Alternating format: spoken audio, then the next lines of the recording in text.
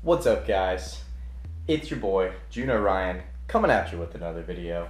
Today, we're doing something a little bit different. There's no fishing, but we're talking about fishing. So I know you guys love talking about fishing, probably more than you actually love doing it because y'all are on YouTube watching some. So what I'm going to do today is I'm going to explain to you guys how I would approach fishing a Southeast Florida pier in the springtime. I grew up fishing the piers. I do have a good amount of experience. And I'm going to explain to you how I would approach it and some setups that I would bring and how I would try and be ready to capitalize on what's going on that time of year. So number one, I'm going to tell you guys what I'm going to be doing tomorrow morning. I'm going to try and get to the pier at about first light, and I'm going to be throwing a Rapala X-Trap on a spinning rod. So I got a Saragosa 8000 right here and a large Rapala X-Trap, the size 14. As you guys can see, this one is been well used, and I like the black back a lot this time of year. I'm going to be casting this when it's really low light situation, and hoping to get a kingfish that might be around the pier, random jacks. I seem to do really well early in the morning on them, and I'm going to just be blind casting it straight into the wind and hoping just to see what we can find. I'm not going to be really sight fishing anything. Next thing I'm going to have on, so I'm going to have this spinning rod. It's the longest rod I have, a 9'2" and 30-pound braid. So I'm going to be able to cast really damn far.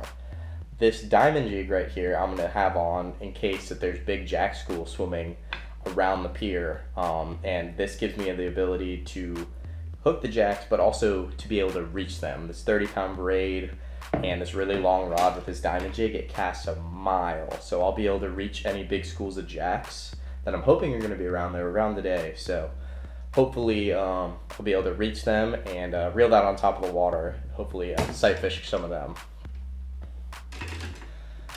The next thing I'm going to have on, I always have on this time of year, and that is a Cobia Jig.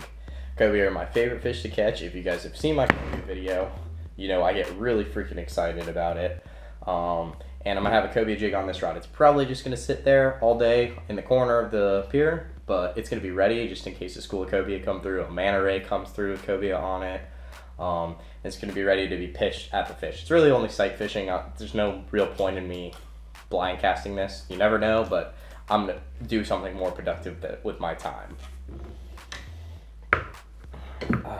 Next thing I'm going to have, I'm actually planning on doing a whole complete video on this lure, but I'm going to have a little crappie jig on, and that's to catch a little bit of everything, a lot of smaller stuff, blue runners, pompano, mackerel, and then it's on a light spinning rod. It's an 1/8 of an ounce. It mimics a minnow, so if there's smaller stuff around, Spanish mackerel, which I actually would like to use as bait, which gets me into my next setup. This is my next setup. This is an Avet LX with 40-pound mono and a wire rig. So I am ready for any bait fish that might be swimming around. And by bait fish, I mean mackerel, bluefish, blue runners, something that I can swim and catch a kingfish on. So if you guys don't know how to tie a haywire twist or make a stinger rig, I will link Land Shark Fishing's video in the description, and they teach you how to make a beautiful rig. This is very simple, double single hooks, and that's just going to be ready for anything that I catch on the crappie jig or anything someone gives me, because every once in a while at a pier you run into nice people that will give you a bait. And so yeah, that is the 5 rods that I will have in my truck tomorrow. Now, given at a lot of piers there is a rod limit. Actually, the pier I'm fishing tomorrow, you can only bring 3. So I'm going to start out with the 3 big spinning rods tomorrow morning, so the X-Trap, the diamond jig, and the Cobia Jig, and go from there. If there's an opportunity, there's a bunch of live bait around, then I might go switch my rods in the truck.